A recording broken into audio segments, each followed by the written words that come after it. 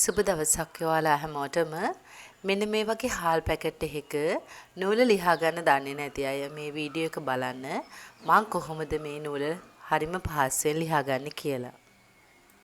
ඔයාලා හාල් පැකට් එකක් ගෙනාවම මේ විදිහට නූල කපලා නම් හාල් උරේ ලියා ගත්තේ.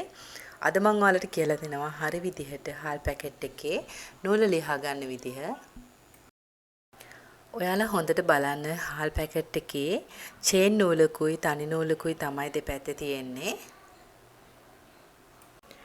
මුලින්ම ඔයාලා හාල් පැකට් එකේ තනි නූල තියෙන පැත්ත ඔයාලගේ පැත්තට හරව ගන්න ඕන.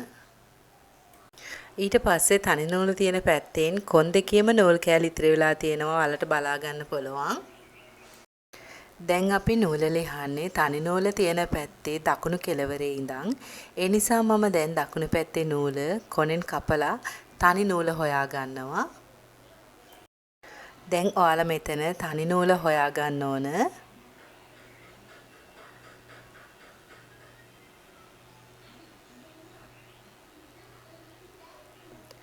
තනි නූල හොයාගත්තට පස්සේ මේ විදිහට හරිම පහසුවෙන් ඇදගෙන යන්න නූල ලස්සනට ලිහෙනවා.